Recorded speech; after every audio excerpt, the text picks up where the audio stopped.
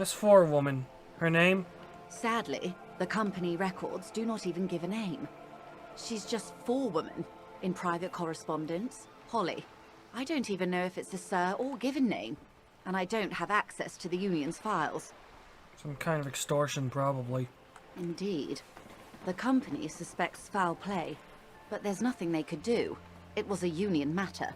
The point of the presentation is, these kinds of things happen around the Clares. Watch out when you're dealing with him. Thank you for your concern, ma'am. We'll be just fine.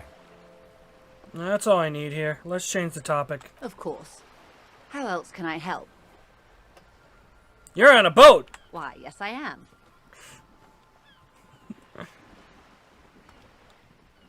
Do you have a license for the boat? Officer, I assure you I'm a highly qualified pleasure craft operator. The crowns of her teeth are porcelain, white as the boat's hull as she smiles. Her nonchalance might be related to something called the Wayfarer Act, a law that says she doesn't need a license. Sly fox, you're not aggressive enough to harass her further on this. Not a lot of people on boats, are there? Of course there are. We're on an archipelago. How else are you supposed to get around? What do you mean, archipelago? I mean, we are on Le Caillou, are we not? Technically, the neighboring Ozone and Fas Alamer island groups are archipelagos, while La Caillou, by contrast, is a single fertile landmass, the fourth largest island in the world. It is not an archipelago. Wait, I thought La Caillou was one big island. Okay, if you want to get technical. The point is, we're all on islands here, and sail is still the most expedient way to get from one island to another. Especially when you're in a hurry to resolve a strike. Still, I haven't seen anyone else sail a boat around here. I haven't seen anyone else drive a souped-up Capri Kenema motor carriage either. Actually, that motor carriage has been specially issued to serve as a patrol and pursuit vehicle. It's for crossing long distances in the greater Ravachol industrial harbor. It's not a toy. Neither is this. A toy, I mean. It's a machine for crossing long distances in the Bay of Revachol, between the city and the islands. You need to make this lady admit she's only riding around on this boat because she's rich. Yes, I do. Before you do, it will be pertinent to ask other questions. Gather more info on this boat of hers. Does she have a name? The boat? No. It is called Cor de Leyte 19, because that's the type of sloop it is. Okay, but what kind of boat is it? It's a pleasure craft. A 19 pacer. It also happens to be rated for Category 1 racing. Though these days I mainly use it for business. How do you like it? My sloop? I like it a lot. It's the eel's hips, baby. I'm enjoying this part of the interview. It has so little to do with the murder we're investigating. Let's talk about the economics of this boat you're on. Oh my, the E word. You mean to say that it's a symbol of conspicuous consumption? That I'm a member of the ruling class? Yes, exactly. Detective, may I remind you that Mrs. Messier is a professional negotiator? Then what does that say?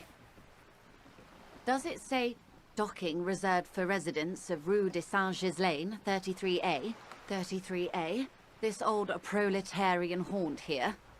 As I said, plenty of people drive boats, of all social strata. It's the eel's heels. She takes a sip. It's gonna happen. Okay. Something is about to happen in here. Of course. Nothing happens for quite a while. They will come from my head. The arguments. As they do. The thoughts happen inside his brain.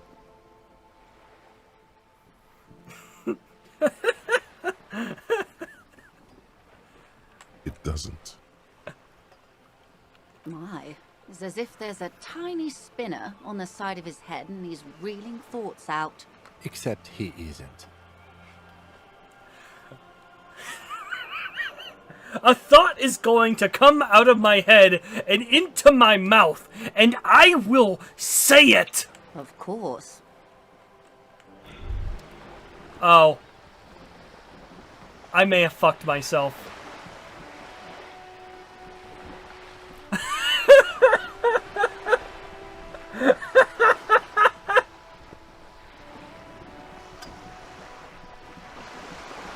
Despair creeps into you, getting fat on your weakness. Whatever noble intentions you once had as a police officer, it's eating them all up now. You're still coming up with sentences. That's a step up from total annihilation, right? Jesus Christ. I'm seriously running out of shits to give. Let corpses hang on trees, I'm quitting. Fuck you! Fuck me? Please leave the rage you have for after we finish the investigation. Nothing you can say would make you feel any better now. Cop gives up the detective genre for social realism. Another police officer resigned from the RCM following a nervous breakdown. He now lives under a bridge, drinking and occasionally throwing excrement at passers-by, shouting, "I never loved that woman." When asked to comment, former colleagues objected to the theory that his psychological disintegration was precipitated by his wife leaving him. "It's because the Furrows lost that match," said Captain Ptolemy Price, once the man's superior officer. "It's because he couldn't get a big gun from acquisitions, and anyway, police work really burns you out after a while," Satellite Officer Jean-Vic Mayer, the deranged former cop's partner, commented. Sergeant Matt Torson, another former colleague, did not propose any theories, merely saying, "Whatever happened to him wasn't about birds. He got fucked, that's all." Well, I guess I died. That could have gone a little better. Not gonna lie.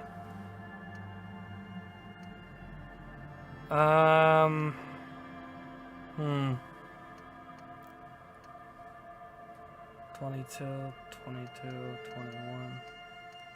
Oh, am I all the way back there? Oh no! Oh no! Well, shit. I can't believe the game didn't, autosave that entire time. This might be a bit.